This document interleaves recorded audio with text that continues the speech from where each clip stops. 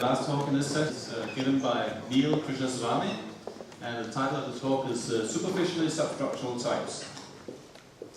Okay, I'm Neelakantan Krishnaswami, and I'm here to report on some joint work that I've done with my colleagues Aaron Turan, Eric Dreyer, and Deepak Gar.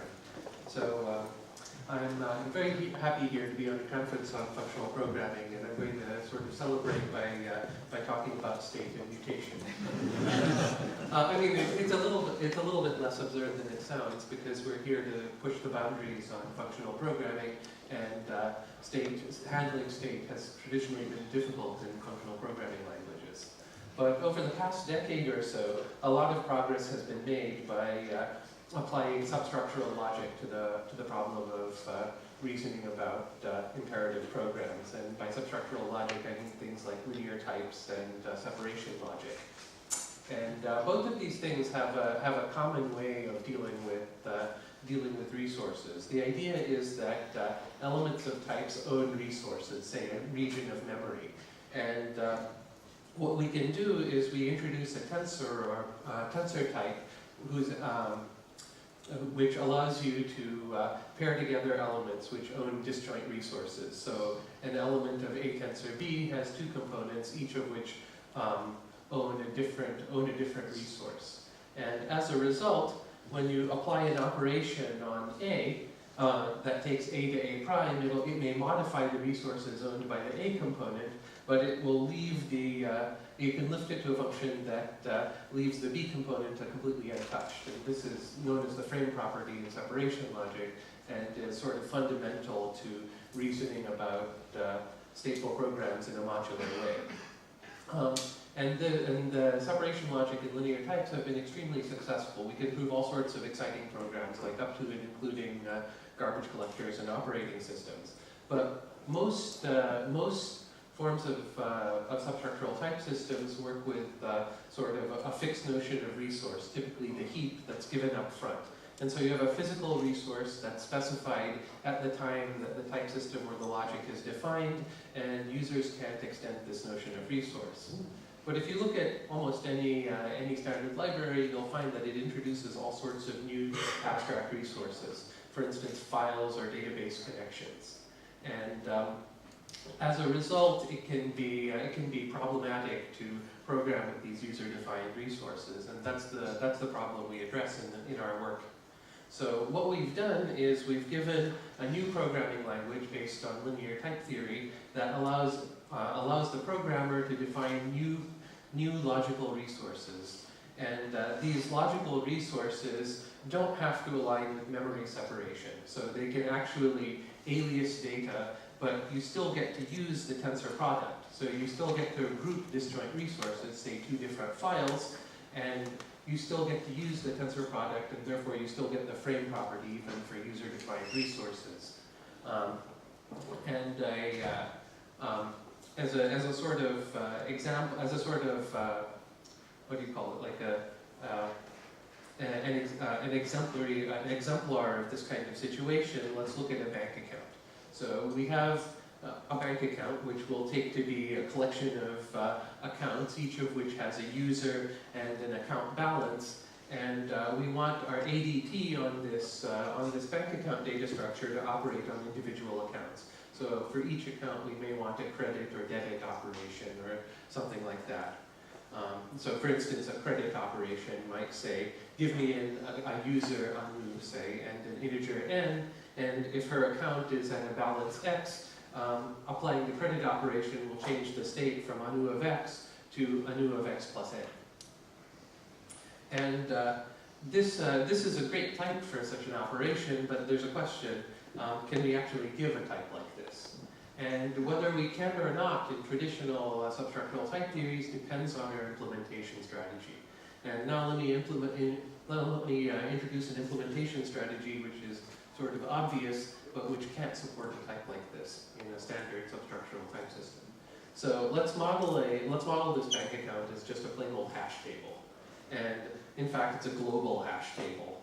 And so what we do to modify this hash table is we'll say, okay, the way that the credit operation works is we'll simply look up the Anu's account inside the account data structure, and then whenever we get that out, whatever value v we get out, we'll update it to v plus n, and then we'll return accounts back. And if accounts is a unique data structure that's like global to the program, we can't give the type I just showed on the previous slide, because every account in the program will modify the same data structure. And as a result, there's the best type we can give is a little bit different. So the best type we can give with this global data structure is a much more monolithic one. So what we'll do is, instead of having a type my account, we'll have a type accounts, which is indexed by a partial function mapping each user to their account balance. So we have all the users all at once. And the way that the credit operation works is we still say that only Anu's account is modified, but we also have to have an extra index parameter saying, and oh yeah, we modify Anu's account from x to x plus n, but we leave all the other accounts unchanged. And okay, this type is a little bit more complicated than the previous one, so you might think, okay, this isn't so bad. But it actually has extremely destructive software engineering properties. So the basic problem is that these monolithic types cause horrible interface pollution. So let's suppose we have some module M1, which is supposed to own a single account as some private resource. So we have some module M1, which is, say, supposed to completely mediate access to Anu's account. And maybe we have another module M2, which controls access to Ben's account. And perhaps we use this to build yet another abstraction, M3, using M1 and M2. So this is a completely reasonable thing to do. However, if we have a monolithic data structure, neither M1 nor M2 can actually own the account resource they want to. Instead, what we have to do is we have to pull out the data from this module into the separate global data structure accounts, and then we have to thread through this state between each of the modules that use it. So M1 and M2 and M3 all have to change their types so that they say, I take in an account data structure and I pass it back out in the return type. And in fact, it's a little bit worse than that, because all of these things are indexed. M1 has to say not just that it takes in accounts and gives them back out, but that it only modifies Anu's account and it frames off that it doesn't modify any other accounts. And conversely, M2 has to say, I only modify Ben's account and I don't touch anything else. And M3 has to say, well, I'm using M1 and M2, so I have to say, these are the only two accounts I touch, I don't touch anything else. And so you can see all the types get much more complicated, and worse than that, because M1 and M2 are no longer allowed to own an account, they have to export the fact that they own Anu and Ben to M3, which might not even care about the private data of M1 and M2. So now, as you go up the abstraction stack, like decisions you made way down at the base of your implementation pollute the interfaces of high-level programs. And you can see how bad the types are with just one shared data structure, and like it's going to get a lot worse if you have 3 or 4, and like unspeakably worse if you try to dynamically allocate shared data. So the problem here is that this accounts data structure is monolithic, and it's especially frustrating because our types are, actually quite well behaved. So we do have a monolithic state transformer on the accounts predicate, but logically each account is distinct. I mean, they may overlap in memory because we might use a tree or a hash table with multiple buckets or something like that, but logically they're distinct, and each of the operations we perform on this are tied to a single account at a time. So credit only acts on one account. And you can see sort of an analogy with the heap. So the user balance pair is sort of like a location value pair. And it would be really nice if you could say, well, I have a well-behaved interface. I should be allowed to separate this global data structure into smaller pieces. So what we want to do, and what our type theory now lets us do, is to take a monolithic type like accounts and split it up into pieces. So now we can say, I'm going to take accounts and break it up into, well, one element for each of the accounts, which are separated by the tensor product. And now what we can do is we can give the Anu's account to M1, Ben's account to M2, and build M3 without any interface pollution at all, because M1 and M2 can own the private data they want to. And so the question is, like, how can we do this kind of splitting? And the way we do it is by introducing a new typing rule into our linear type theory, which we call the sharing rule. And the intuition behind the sharing rule is that resources, basically, logical or not, all form monoids. And by a monoid, I just mean something that says, if you have two resources, you can put them together to form a bigger resource. X and Y become X dot Y, and you can split them apart to, you can split them back apart again. And so the way our typing rule works is we say, if you have some index to data type, A indexed by M, and in our example here, the A is the accounts type constructor, and the monoid we're indexing by our partial functions, mapping accounts to balances. And furthermore, if you have this index type, and every operation in the interface is frame respecting, by which we mean it acts on a fixed piece of the heap and ignores everything else, then what we can do is we can give you a new abstract type, beta, which in this case we would call my account, and it has the same operations as before, so we still have the credit operation, which will modify one account at a time, but we also have some operations to split it up. So we can split beta of x dot y into beta of x tensor beta of y, and we can join beta of x tensor beta of y back into beta of x dot y. And what this lets us do is it lets us use the standard frame property of linear type theory to program with these shared data structures. So in a sense, we get the full power of substructural type theory even when we have some sharing going on. So in this case, it's sort of a superficial substructural typing. And so that's where the name of the paper comes from.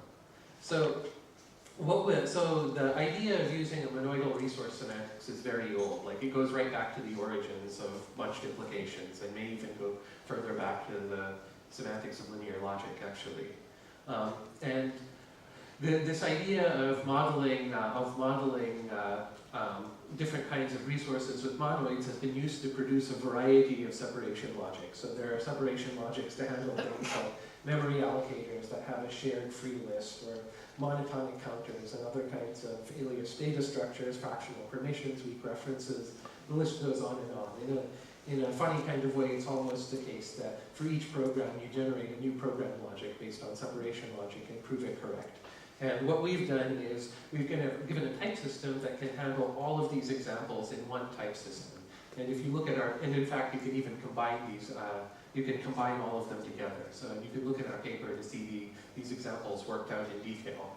Now, we're not the only people who've looked at trying to unifying like the zoo of separation logics of substructural systems into one system. So both Thomas Dinsdale Young and his collaborators, and Lars Birkedal and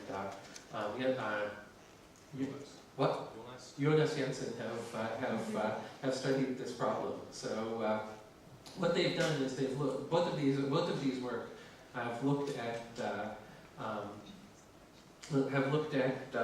supporting multiple notions of resource in a first order programming language. And our observation has been that by moving to a higher order language, we get the ability to use existential types and abstract data types, which gives you a very nice entry point for supporting multiple resources at the same time. Like, it gives you a handle which lets you reason in a much more compositional way, and it makes it very easy to mix different kinds of resources and to build new resources from old ones. And so this is a case where going to higher order makes the programmer's life a lot easier, even though we have to work a bit harder at the meta theory. And speaking of the meta-theory, we do actually show the soundness of this new typing rule in our paper. We have to use one of the standard techniques for reasoning about higher-order state, a step-indexed cryptological relation. And you could see our work as sort of a hypertrophied descendant of the work of Ahmed Flouet and Morissette on L3, which is one of the first applications of linear types to stateful programming. And so, in conclusion, what we've given is a very powerful programming language with a rich substructural type system that lets programmers define their own notions of resource. And this lets them program with state in a compositional and modular way. And not just linear state, which is easy, but complicated, alias, horrible state in a pretty beautiful way. So thank you for listening, and I'm happy to take questions.